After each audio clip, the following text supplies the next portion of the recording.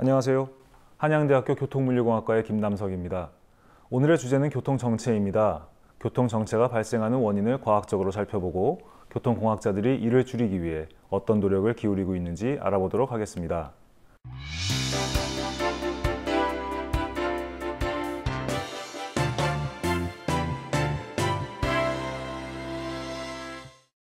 교통정체, 생각만 해도 짜증이 납니다. 어떻게 하면 이 교통정체로부터 해방될 수 있을까요? 미국의 한 교통연구단체는 병목 현상을 모든 지체의 원인 중 절반으로 지목했습니다. 교통사고, 도로공사가 각각 25, 15%로 그 뒤를 이었고 궂은 날씨와 연동화되지 않은 신호체계도 약간의 교통정체를 설명하고 있습니다.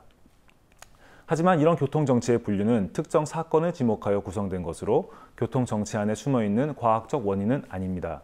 지금부터 이런 교통정체의 숨은 원인을 조금 더 심도 깊게 살펴보도록 하겠습니다.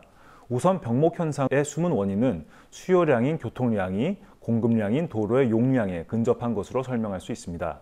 마트 계산대나 은행 창구에 사람들이 기다리는 것과 유사한 원리입니다. 교통량과 도로 용량의 관계는 교통 밀도로도 종종 표현이 되는데요. 단위 시간, 단위 공간을 점유한 교통량을 교통 밀도라고 합니다. 그래서 한정된 도로 공간상 교통량이 많다는 것은 교통 밀도가 높다라고 표현할 수 있습니다. 이러한 관점에서 병목 현상은 교통 밀도가 증가할 때 발생하게 되며 교통사고, 도로공사의 경우도 도로의 용량이 일시적으로 줄어들어 교통 밀도가 증가한 현상으로 이해하실 수 있습니다.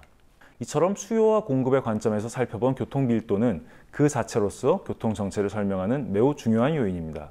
하지만 학자들은 차량의 흐름을 미시적으로 관찰하여 교통 정체는 교통 밀도와 파동이라고 불리는 현상의 복합적 결과임을 밝혀냈습니다. 그렇다면 파동은 무엇일까요? 고속국도에서 발생한 정체를 예를 들어 파동을 알아보겠습니다. 고속국도를 신나게 달리다가 어느 지점에서 종종 원인 모를 정체를 경험해 보신 적이 있으실 겁니다. 한동안 가다 서다를 반복하다 보면 갑자기 언제 교통정체가 발생했냐는 듯이 다시 고속으로 복귀하는 것을 경험하셨을 겁니다. 팬텀 잼이라고 불리는 이 유령 정체 현상을 밝혀내기 위해 유체역학의 원리를 교통의 흐름, 즉 교통류에 적용하게 됩니다. 교통공학자들은 개인 운전자들이 그 실체를 파악할 수 없는 유령 정체의 원인을 밝혀내기 위해 재미있는 실험을 시도했습니다. 커다란 원형의 트랙에 수십 대의 차량을 같은 간격으로 배치시키고 운전자들에게 일정 속도로 달리라고 요구합니다. 처음에는 부드럽게 원형 트랙을 돌게 됩니다.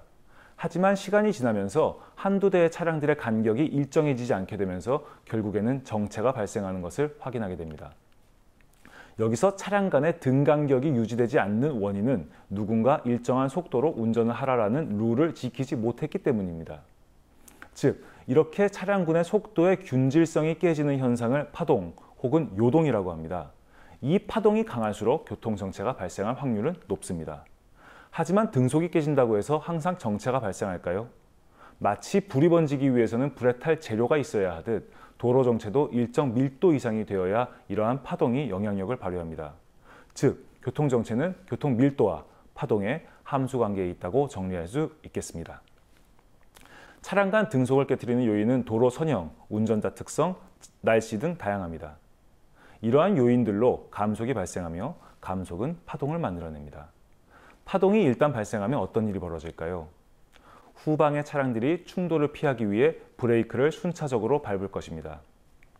일단 한 대의 차량이 감속을 하게 되면 그 다음 차량은 앞 차량의 감속을 인지하고 충돌을 피하기 위해 약간의 시간차, 즉 소위 말하는 반응 지체 시간을 거쳐 감속을 하게 됩니다. 그 다음 차량도 반응 지체 시간을 거쳐 감속을 하게 됩니다. 결국 이러한 과정을 거쳐서 지정체 현상은 후방으로 전파되게 됩니다. 만약 우리 모두가 초능력이 있어서 반응 지체 시간이 없다면 어떨까요? 차량 10대가 일렬로 달릴 때 최전방 차량의 운전자가 어떤 이유로 브레이크를 밟을 것을 그 순간 두 번째부터 10번째 차량의 운전자가 모두 동시에 알아차려서 동시에 감속을 시행할 수 있다면 어떨까요? 마치 기차처럼 한 덩어리로 크게 움직이는 모양이 될 것입니다. 이런 움직임에는 한 번의 출렁임만 있을 뿐 충격파가 후방으로 전파되지는 않겠죠.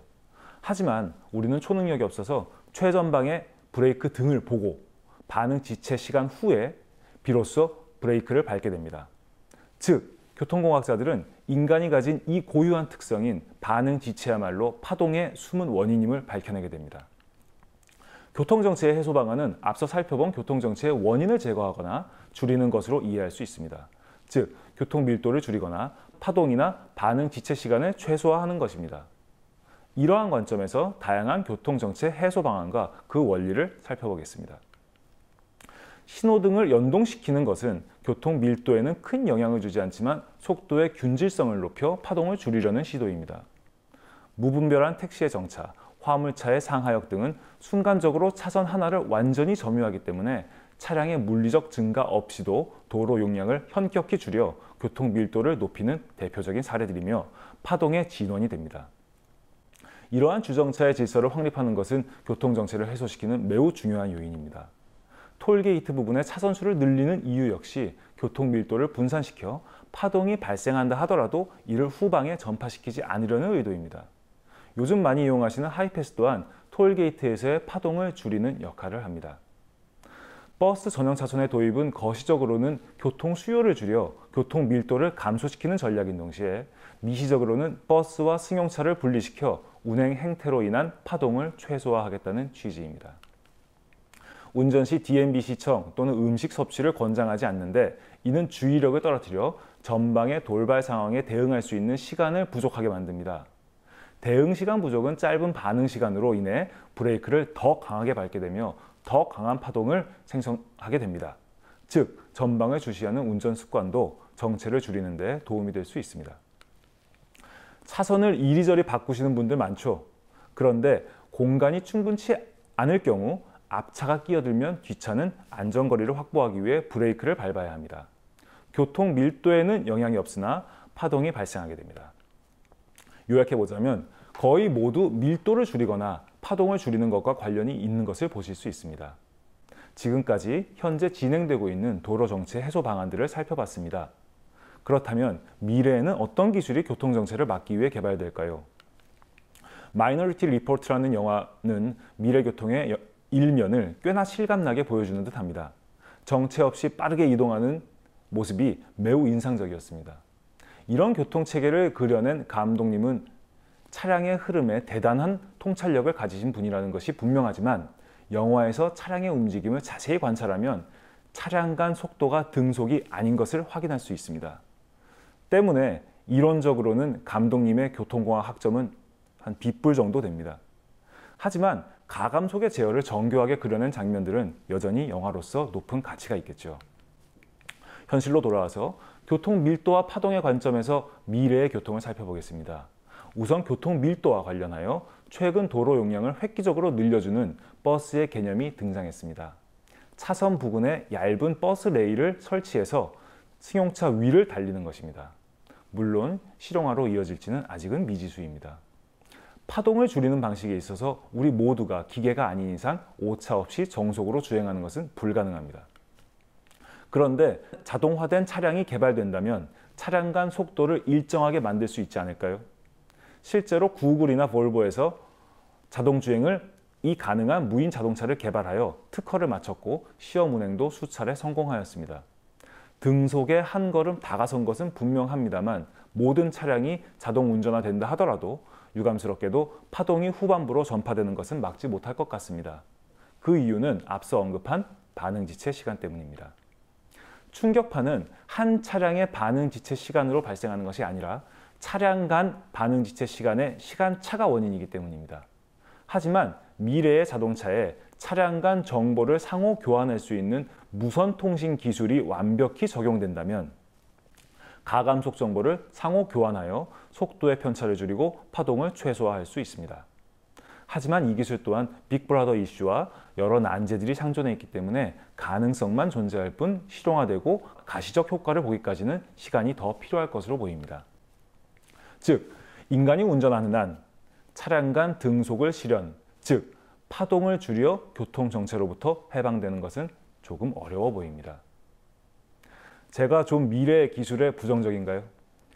제가 강조하고 싶은 것은 교통정체의 원인은 외부적 요인에 기인한 것이 아니라 인간이 한정된 공간에서 운전을 한다는 그 자체라는 것입니다.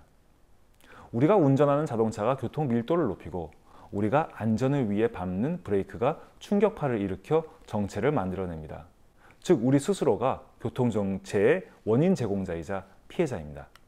다양한 미래 기술이 교통정체를 조금씩 완화시키거나 개선시켜 나간다는 데는 학계에는 큰 이견이 없어 보입니다.